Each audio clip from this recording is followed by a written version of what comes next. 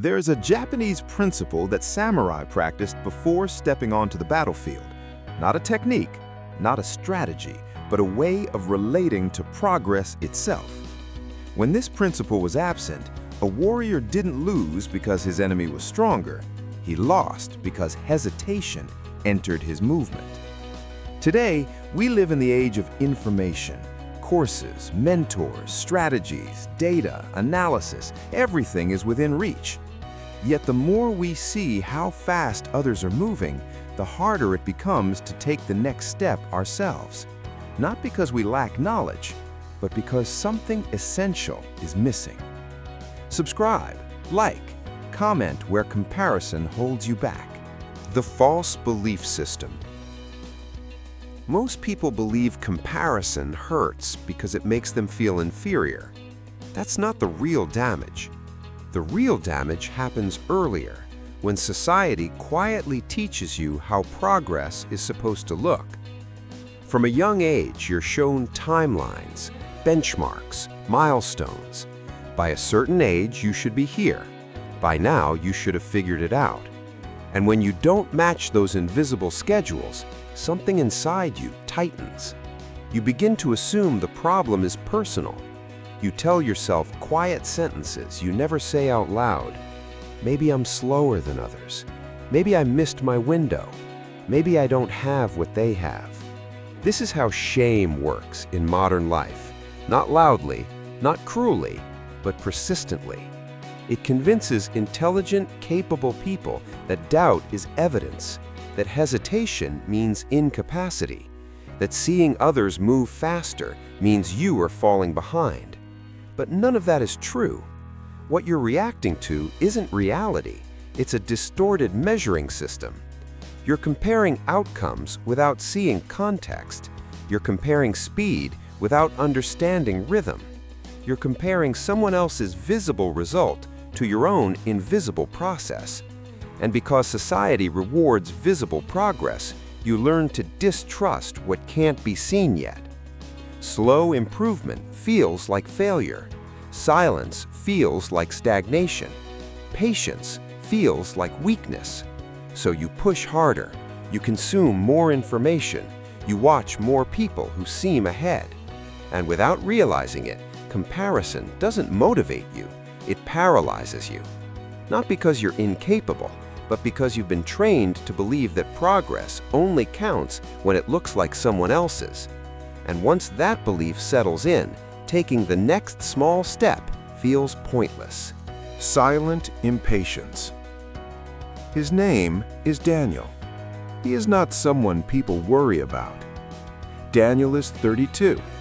He works a steady job in an office that looks exactly like thousands of others. Clean desks, neutral walls, screens glowing from morning until evening.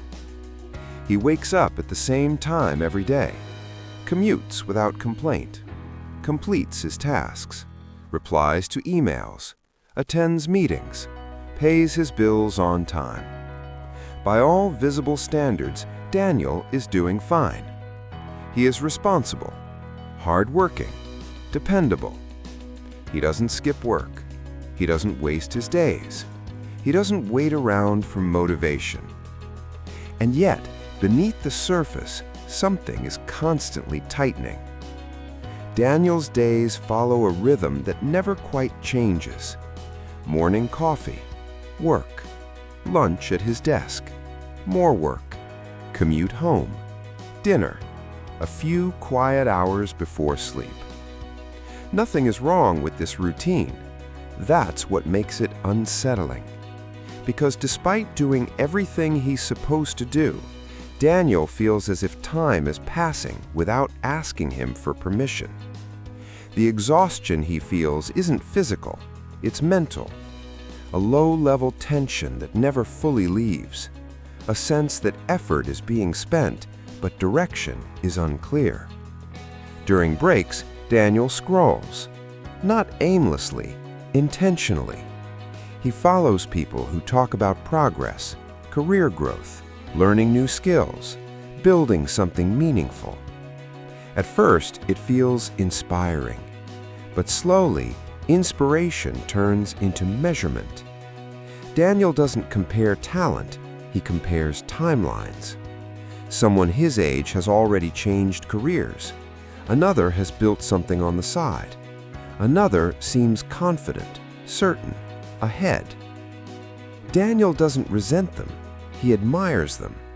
But admiration quietly becomes pressure. He looks at his own progress and feels an uncomfortable question forming. Why doesn't this feel like enough? He rarely says his dreams out loud, not because they're unrealistic, but because once spoken, they invite comparison. He wants to grow beyond his current role. He wants to feel capable, not just reliable. He wants to build something that belongs to him. But each time he considers taking a step, he notices how far others seem to have already gone, and that awareness changes everything. His actions become cautious, measured, delayed. Daniel tells himself he's being strategic, that waiting is smart, that more preparation will make the next move safer. But deep down, he knows the truth. He isn't waiting because he's unready. He's waiting because he's uncertain. Uncertain whether his pace is acceptable. Uncertain whether his direction is valid. Uncertain whether moving slowly means moving incorrectly. So he keeps going, but without urgency. Working, but not committing. Planning, but not deciding. Consuming information, but hesitating to act. Daniel isn't stuck because he lacks discipline. He's stuck because comparison has quietly entered his process. Not loudly, not dramatically, silently. And that silent impatience, the feeling of constantly being behind without knowing why, is what keeps him exactly where he is. The moment doesn't arrive dramatically. There's no argument, no failure announcement, no public embarrassment. It happens on an ordinary evening. Daniel is sitting alone at his desk at home, laptop open, lights dimmed.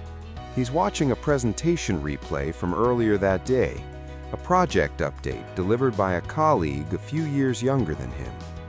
The presentation isn't extraordinary, clear, confident, focused. But something about it unsettles Daniel. Not the quality of the work, the certainty behind it. As the video ends, Daniel pauses the screen. He realizes something that makes his chest tighten. He could have done that project. He had the skills, he understood the material, but he never volunteered. Not because he was incapable, but because he wasn't sure it was the right moment. He replays the last few months in his mind, the meetings where he stayed quiet, the ideas he refined privately but never shared, the opportunities he watched pass by because someone else moved first. And suddenly, the pattern becomes impossible to ignore. Daniel hasn't been losing because he's behind. He's been losing because he hesitates. He stands up and walks to the kitchen, restless. Pours a glass of water he doesn't drink, leans against the counter, staring at nothing. A question surfaces, not accusatory, not dramatic, just painfully clear. When did I stop trusting my own pace? Daniel realizes he's been measuring every step against invisible timelines, checking his movement against others before committing to it.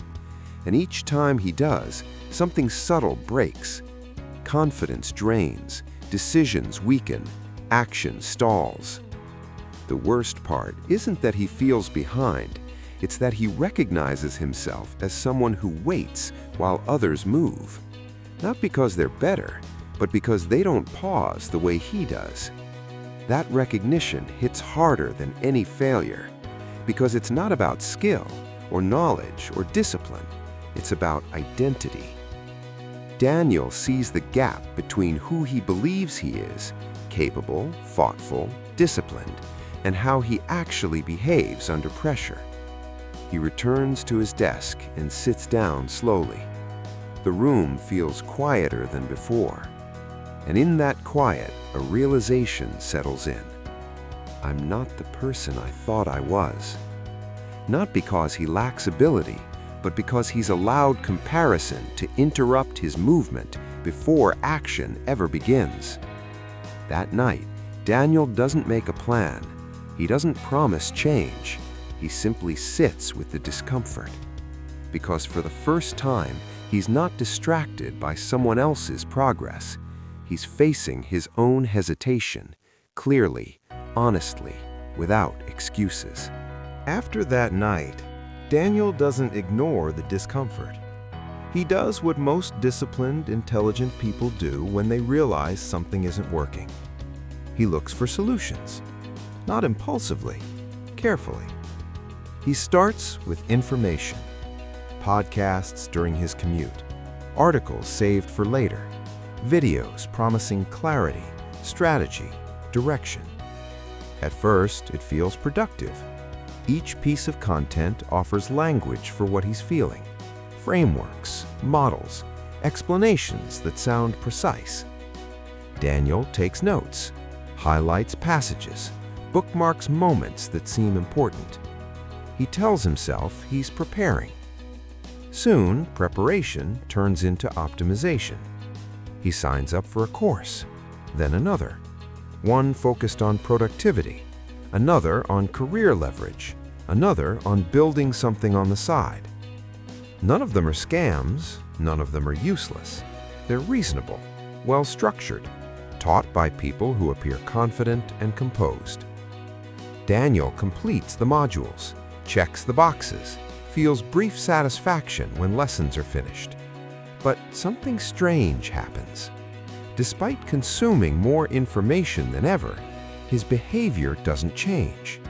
He understands more, but moves no faster. When a new opportunity appears, Daniel pauses. He reviews what he's learned, considers multiple approaches, waits for the right version of himself to act. And while he's waiting, someone else moves. Again. This doesn't frustrate him immediately. It confuses him, because he's doing everything correctly, at least on paper. He's disciplined, consistent, serious about improvement, yet progress remains abstract. Daniel notices a pattern forming. The more he learns, the heavier each decision feels. Action no longer feels simple. It feels loaded. If he acts too soon, he risks choosing wrong. If he acts too slowly, he falls further behind. So he chooses a third option. He delays. Not openly, not intentionally. He reframes hesitation as strategy, indecision as patience, consumption as preparation. But deep down, he knows what's happening. Information has become a shield, a way to stay busy without risking movement, a way to feel engaged without exposing himself to comparison again. Because once he acts, his pace becomes visible, and visibility invites judgment from others and from himself. Daniel isn't failing because he lacks motivation. He isn't stuck because he's lazy. He's stuck because every solution he's trying still depends on measuring himself against external standards, metrics, benchmarks, timelines he didn't choose. And as long as improvement is defined externally, action will always feel unsafe. Eventually, a quiet realization surfaces. The problem isn't effort, and it isn't knowledge. The problem is the approach. Daniel has been trying to fix comparison with more comparison, just dressed up as strategy. And without realizing it, every reasonable solution he's chosen has pulled him further away from his own rhythm. Daniel doesn't discover the idea through a breakthrough moment. There's no sudden clarity, no dramatic insight. It arrives quietly. One evening, while searching for something entirely different, he stumbles upon a short passage about the way samurai trained before battle. Not how they fought, not how they won, but how they prepared. What strikes Daniel isn't the discipline, it's the restraint. These warriors didn't rush to match one another's speed. They didn't synchronize their training to the strongest man in the room. They trained according to an internal rhythm, one that couldn't be rushed without breaking it. Daniel pauses. He realizes something uncomfortable. Every problem he's been trying to solve has been treated as a problem of effort. Move faster, learn more, optimize harder. But the old texts weren't concerned with speed at all. They warned that the most dangerous moment was when a warrior allowed external movement to interrupt his own. When that happened, the body didn't feel, the mind did. Daniel sees the pattern immediately. Each time he compared himself to others, his attention shifted outward. Each time his attention shifted outward, his movement hesitated. And every solution he tried afterward was an attempt to recover confidence without addressing that interruption. He thought he needed better systems, better strategies, more certainty. But the samurai writings suggested something else entirely. Before action, there must be space. Before speed, there must be steadiness. Before progress, there must be trust in one's own rhythm. Daniel recognizes the irony. In trying to move correctly, he's been preventing himself from moving at all. Because the moment action depends on comparison, it stops being action. It becomes performance, and performance always demands an audience. The insight settles slowly. He doesn't need to outrun anyone. He doesn't need to validate his pace. He doesn't need to justify his progress. He needs to protect the internal conditions that allow movement to continue uninterrupted. For the first time, Daniel understands why discipline alone never worked. Discipline can force action, but it cannot restore rhythm once it's broken. What he's been missing isn't willpower. It's the principle that allows action to emerge without interference, without comparison, without urgency, without the constant need to measure. And once that principle is seen, everything else becomes secondary. The courses, the frameworks, the timelines, they were never the problem. They were distractions from something much simpler and far more difficult to maintain. Daniel makes a mistake at first. He assumes what he's discovered is another idea to apply, another concept to add to the collection, another tool to use when things feel stuck. But the more he sits with it, the clearer it becomes. This isn't something you use, it's something you organize your life around. The samurai principle he encountered was never meant to improve outcomes, it was meant to protect continuity. Once Daniel sees this, the structure begins to form, not as a plan, but as an operating system. First, mindset. Progress is no longer judged by speed, it's judged by consistency. If he moves today, the system works. If he hesitates because of comparison, the system breaks. Second, process. Action doesn't require certainty, it requires alignment. Daniel stops asking whether a step is optimal. He asks whether it keeps him moving without interruption. Third, pace. The goal is not acceleration. The goal is sustainability. Any rhythm that forces him to look sideways is rejected, no matter how impressive it appears. Fourth, purpose. Movement is no longer about catching up. It's about maintaining a relationship with his own path. This changes everything. Tasks feel lighter, not because they're easier, but because they no longer carry the weight of comparison. Decisions feel simpler, not because he knows more, but because fewer external voices are involved. Daniel realizes why this system couldn't be reduced to advice. Advice tells you what to do. This system tells you what to ignore. Ignore timelines you didn't choose. Ignore speed you didn't earn. Ignore progress that demands performance instead of presence. For the samurai, this separation was survival. Once attention fractured, the blade followed. In modern life, the consequences look quieter, but they are just as real. Fragmented attention leads to fragmented effort. Fragmented effort leads to stalled progress. Daniel finally understands the difference between discipline and alignment. Discipline pushes through resistance. Alignment removes the resistance before it appears. And for the first time in a long time, movement begins to feel natural again. Not fast, not impressive, just uninterrupted. Daniel doesn't change his life overnight. In fact, from the outside, almost nothing seems different. He doesn't announce new goals.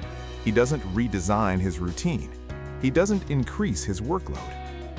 Instead, he introduces one quiet rule. Every day, there must be a small movement forward. So small, it barely feels like progress. Some days, it's 15 minutes of focused work without checking anything else. Some days, it's refining a single idea instead of planning 10. Some days, it's simply showing up without expecting momentum. At the end of each day, Daniel writes one sentence. Not a result, not a victory, just a note about what moved, even slightly. At first, this feels unsatisfying. There's no rush, no visible improvement, no sense of acceleration. But Daniel recognizes these thoughts. They are the same voices that used to interrupt his movement before it began. So instead of responding, he lets them pass. The practice isn't about silencing doubt. It's about not letting doubt dictate direction. Days turn into weeks. Nothing dramatic happens. No breakthrough, no external validation, no sudden confidence. And yet, something subtle shifts. Action no longer feels heavy. Starting feels simpler.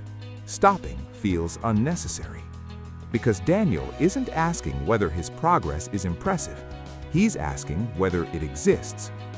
The 1% rule does something comparison never could. It makes progress personal, invisible to others, unimpressive by design, sustainable by nature. And for the first time, Daniel notices that he's no longer waiting for the perfect moment to act. He's already moving, quietly, consistently, without needing permission from anyone else's pace. The change doesn't announce itself. Daniel doesn't wake up one morning feeling transformed. There's no moment where everything suddenly makes sense. What changes is quieter than that. Weeks pass, then months. Daniel notices that starting no longer feels heavy. Decisions that once required long internal debates now take shape without resistance. He speaks up in meetings, not more loudly, just more steadily. Ideas are shared before they're perfect. Work moves forward without waiting for reassurance. There's no surge of confidence, but there is less friction. Tasks that once felt draining now feel neutral, sometimes even satisfying. Daniel's attention stays where his feet are. He still sees others moving fast, still notices milestones he hasn't reached, but the sight no longer disrupts him. Comparison still appears, but it no longer decides anything. Because Daniel's progress is no longer theoretical, it's embodied. He can point to small, concrete movements, notes written, skills refined, decisions made without delay. None of it looks impressive from the outside, but together it compounds. The most unexpected change isn't productivity, it's emotional stability. Daniel no longer oscillates between urgency and self-doubt. There's a steadiness to his days now, a sense of continuity. He trusts that tomorrow will build on today, not because of optimism, but because he's seen it happen. And slowly, a quiet confidence forms. Not the kind that demands recognition, the kind that doesn't need it. Daniel realizes something important. The reason this change feels real is because it never relied on motivation. It relied on protection. protection of rhythm, protection of attention, protection of movement from interruption. Nothing about his life looks dramatically different, but he knows, with a certainty that doesn't need comparison, that he is no longer stuck, because he's no longer measuring himself against anyone else's pace. He's measuring continuity, and continuity over time always wins. Daniel doesn't think of himself as someone who fixed his life. That language no longer fits. What changed wasn't a result, it was a relationship. He no longer relates to progress as something to prove. He relates to it as something to maintain. There was a time when Daniel measured himself by how far he had come compared to others. Every achievement felt temporary. Every delay felt like failure. Now, those measurements feel irrelevant. He doesn't wake up asking, "How do I catch up today?" He asks something quieter.